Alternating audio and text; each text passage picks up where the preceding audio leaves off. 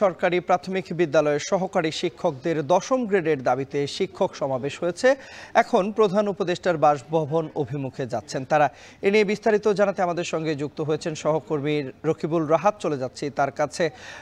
রাহাত, জানাবেন যে আমরা কিছুক্ষণ আগে যখন আপনার সঙ্গে কথা হয়েছিল এখন দুপুরের আয়োজনে, তখন আপনি বলেছিলেন যে তাদের সঙ্গে তারা সরকারকে একটি সময় বেঁধে দিয়েছে এবং এই সময়ের মধ্যে তারা বলেছিল তাদের সঙ্গে যেন দেখা করে তাদের দাবি দাবাগুলো যেন শুনে এবং সেগুলোর ব্যাপারে যেন তাদেরকে আশ্বস্ত করে।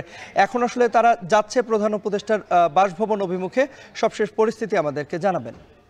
মিনার থেকে কিন্তু ইতোমধ্যে পদযাত্রা করে এই প্রাথমিক বিদ্যালয়ের সহকারী শিক্ষক যারা রয়েছেন তারা শাহবাগ পর্যন্ত এসেছেন। তারা তাদের যে দাবি অর্থাৎ দশম গ্রেডে উন্নীত করার জন্য তারা 2টা পর্যন্ত সময় বেঁধে দিয়েছিলেন এবং সেই সময় শেষ হয়ে যাওয়ার পর এই মুহূর্তে কিন্তু তারা প্রধান উপদেষ্টার বাসভবন যমুনা অভিমুখে একটি পদযাত্রা শুরু করেছিলেন শহীদ মিনার থেকে এবং এটি যখন শাহবাগ জাদুঘরের সামনে কিন্তু পুলিশ তাদেরকে আটকে দিয়েছে। এই মুহূর্তে আমরা দেখছি যে পুলিশের পক্ষ থেকে তাদেরকে বোঝানোর চেষ্টা করা হচ্ছে যে আজকে যেহেতু শুক্রবার এবং প্রধান উপদেষ্টাও দেশের বাইরে রয়েছেন, সেক্ষেত্রে তারা তাদের যে দাবি দেওয়া রয়েছে সেটি রবিবার প্রাথমিক ও গণশিক্ষা মন্ত্রণালয়ে জানানোর জন্য এবং সেখান থেকেই কিন্তু সিদ্ধান্ত গ্রহণ করা হবে বলে কিন্তু পুলিশের পক্ষ থেকে তাদেরকে আশ্বস্ত করা হচ্ছে। তবে প্রাথমিক বিদ্যালয়ের যারা রয়েছেন তারা আমরা দেখছি যে তারা এখন পর্যন্ত এই জায়গাটিতে অবস্থান নিয়ে আছেন। অনেকে বসে পড়েছেন, অনেকে সড়কে বসে পড়েছেন এবং আমরা কিন্তু দেখছি বাকি বেশ কয়েকজনই এখানে পুলিশের সঙ্গে বাকবিতণ্ডায় জড়িয়েছেন। তারা মূলত কথা বলছেন যে কিভাবে এই বিষয়টার সমাধান করা যায়।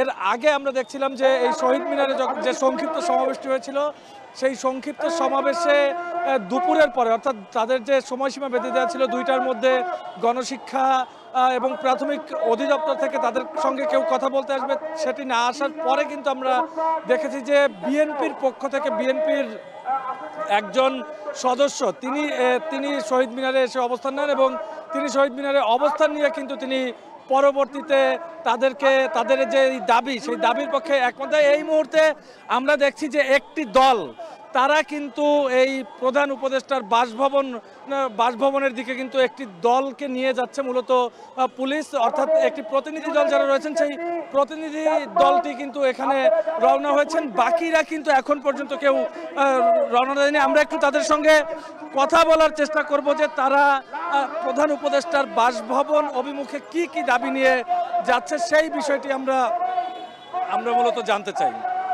এই মুহূর্তে কিন্তু আমরা দেখছিলাম যে একটি প্রতিনিধি দলকে পুলিশের পক্ষ থেকে একটি প্রতিনিধি দলকে তাদেরকে এই যে মিছিলটি যেটি প্রধান উপদেষ্টার বাসভবন অভিমুখে যাচ্ছিল সেখান থেকে তাদের প্রতিনিধি দলকে বাছাই করে নিয়ে আসা হয়েছে এবং নিয়ে আসার পর কিন্তু আমরা দেখছি যে এই মুহূর্তেও তারা আসলে জানাচ্ছে না যে এই যে প্রতিনিধি দলটি রয়েছে সেই প্রতিনিধি দলটি কি কি দাবি নিয়ে যাচ্ছে এবং তারা কি দাবি করবেন প্রধান উপদেষ্টা বরাবর, সেটি পরবর্তীতে প্রেস ব্রিফিং করার পরে আমরা জানাতে পারবো।